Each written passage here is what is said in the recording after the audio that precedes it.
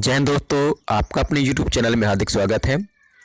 अध्यापक साथियों, आज हम निष्ठा प्रशिक्षण 3.0 FLN कोर्स 10 बुनियादी साक्षरता एवं संख्या ज्ञान हेतु विद्यालय नृतत्व की प्रश्नोत्तरी देखेंगे। साथियों, इस वीडियो में हमने तीनों अटेम्प्ट्स में आए सभी प्रश्नों को हल करने का प्रयास किया है। मुझे विश्वास है इस वीडियो को देखने के बाद आपको अपनी प्रश्नोत्तरी के सभी प्रश्न इस वीडियो में मिल जाएंगे। अध्यापक साथियों, अपनी प्रश्नोत्तरी हल करने के बाद आप हमें कमेंट्स बॉक्स में ज़रूर बतलाएं कि आपको प्रश्नोत्तरी में कितने अंक प्राप्त हुए हैं। अध्यापक साथियों, आगे बढ़ने से पहले यदि अभी तक आपने हमारा चैनल सब्सक्राइब नहीं किया है, कृपया चैनल को सब्सक्राइब कर लें, जिससे आगे आने वाली वीडियो की प्रश्नोत्तरी आपको समय पर प्राप्त हो जाए। तो आइए साथियों, देखते हैं प्रश्नोत्तरी का प्रथम प्रश्न। प्रश्नोत्तरी का प्रथम प्रश्न है, बुनियादी साक्षरता और संख्या ज्ञान की अवधारणा डैश बच्चों पर लागू होती है। साथ इसका सही उत्तर है 3 से 9 वर्ष आयु वर्ग के बच्चों पर। अगला प्रश्न है, इनमें से कौन शिक्षा शास्त्रीय नृतत्व के ढांचे का हिस्सा नहीं है। साथ इसका सही उत्तर है विज्ञान प्रयोगशालाओं में प्रयोगों का नृतत्व करना। अगला प्रश्न है, निम्नलिखित में से कौन लर्निंग एट होम घर पर सीखना की भागीदारी के प्रकार में शामिल नहीं है। साथ इसका सही उत्तर है यदि अभिभावक निरक्षर है तो उसके साथ भेदभाव करना। अगला प्रश्न है, शिक्षा शास्त्रीय नृतत्व विशेषता का एक व्यापक क्षेत्र है जिसमें एक नृतत्वकर्ता के पास डैश होने की आवश्यकता होती है। साथ इसका सही उत्तर है 3 से 9 वर्ष आयु के बच्चों के लिए उपयोगी शिक्षा शास्त्रों का गहन ज्ञान। साथियों, अगला प्रश्न है, विद्यालय विकास योजना एक विद्यालय आधारित गतिविधि है जिसे नृतत्वकर्ता द्वारा डैश कार्यान्वित किया जाता है। साथ इसका सही उत्तर है विद्यार्थियों, शिक्षकों, अभिभावक, समुदाय एवं विद्यालय प्रबंध समिति के सदस्यों के साथ सहयोगात्मक रूप से। अगला प्रश्न है, निम्नलिखित में से कौन सा बुनियादी साक्षरता और संख्या ज्ञान का विकासात्मक लक्ष्य नहीं है। साथ ही इसका सही उत्तर है बच्चों का प्रभावी पाठक बनना। अगला प्रश्न है, कक्षा 3 के बच्चों के लिए सीखने का एक महत्वपूर्ण चरण है क्योंकि यह डैश बदलाव का प्रतीक है। साथ इसका सही उत्तर है पढ़ने के लिए सीखना से सीखने के लिए पढ़ना में।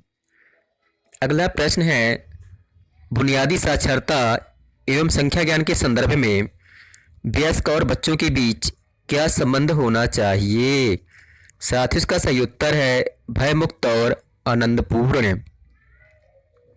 अगला प्रश्न है, बच्चों की तर्क करने और दैनिक जीवन में सरल संख्यात्मक अवधारणाओं को प्रयोग करने की क्षमता को डैश के भाग के रूप में माना जा सकता है।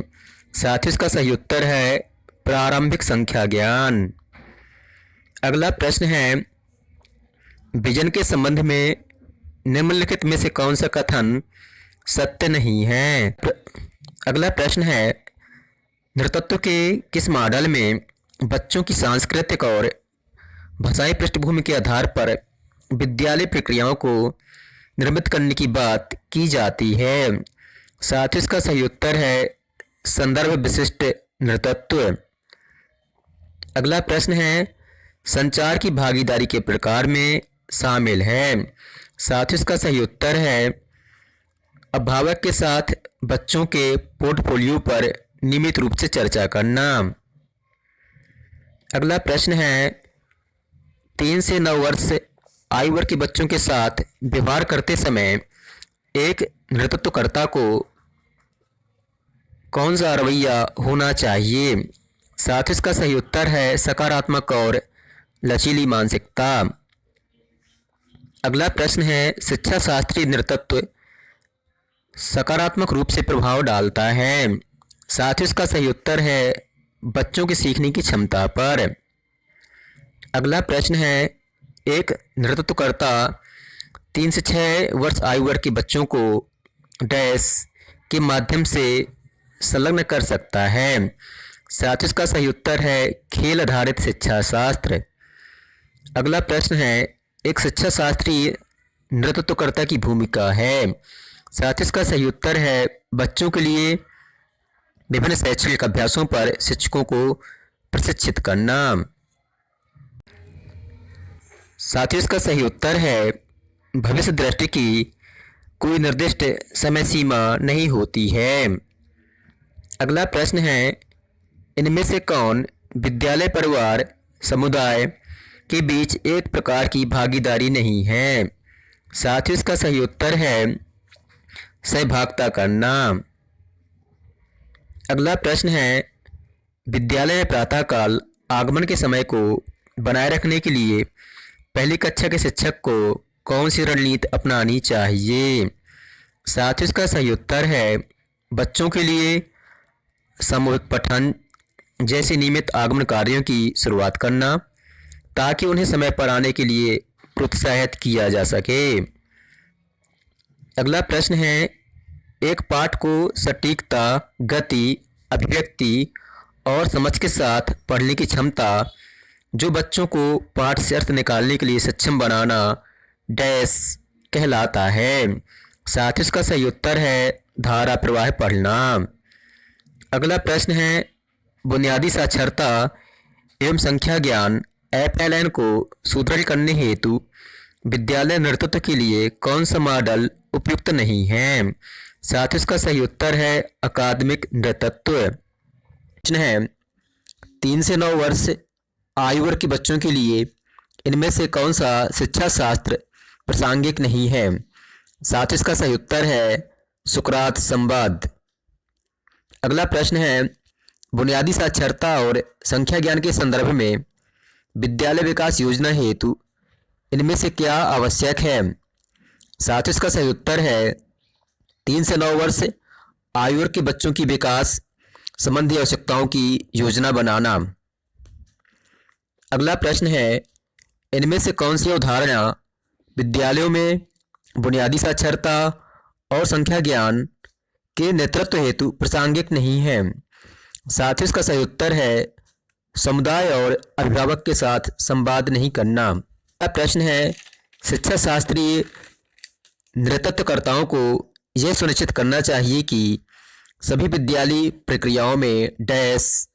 साथ ही इसका सही उत्तर है बच्चे केंद्र में रहें। अगला प्रश्न है, एक नेतृत्वकर्ता 3 से 6 वर्ष के आयु वर्ग के बच्चों को डैश के माध्यम से संलग्न कर सकता है। साथ ही इसका सही उत्तर है खेल आधारित शिक्षा शास्त्र। अगला प्रश्न है, प्रभावी विद्यालय अभिभावक के जुड़ाव में विश्वास करने वाले नेतृत्वकर्ताओं के यह कहने की अधिक संभावना है कि। साथ ही इसका सही उत्तर है सभी अभिभावक अपने बच्चों का समर्थन कर सकते हैं।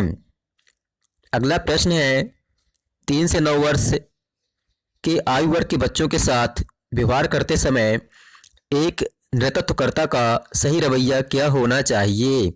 साथ ही इसका सही उत्तर है सकारात्मक और लचीली मानसिकता।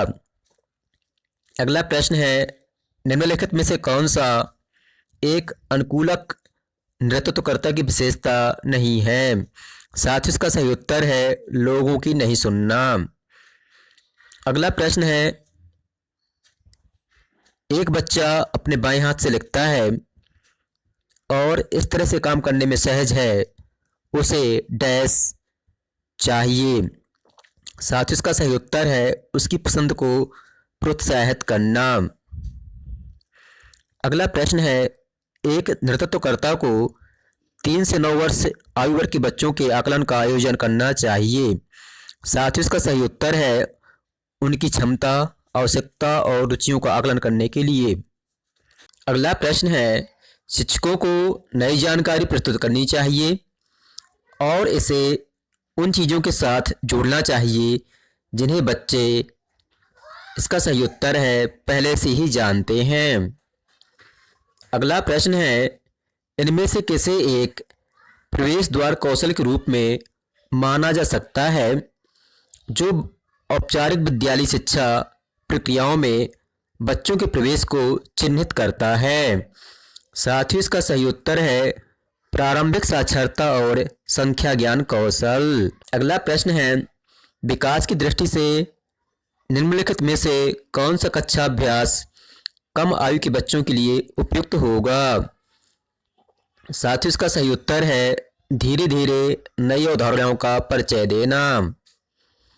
अगला प्रश्न है, हितधारकों के साथ सहयोगात्मक प्रक्रिया डैश प्रोत्साहित कर सकती है।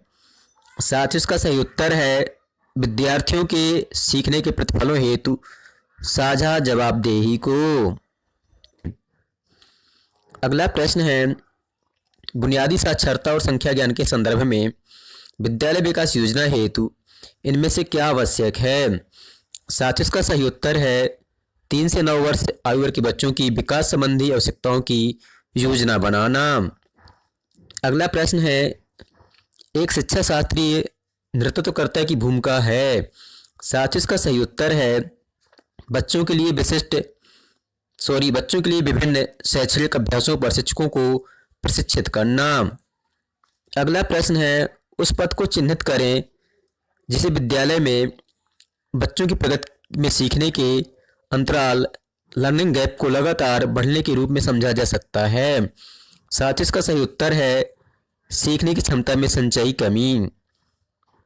अगला प्रश्न है, विजन के संबंध में निम्नलिखित में से कौन सा कथन सत्य नहीं है। साथ ही इसका सही उत्तर है भविष्य की दृष्टि से कोई निर्दिष्ट समय सीमा नहीं होती है। अगला प्रश्न है, विद्यालय नेतृत्व कर सकता है।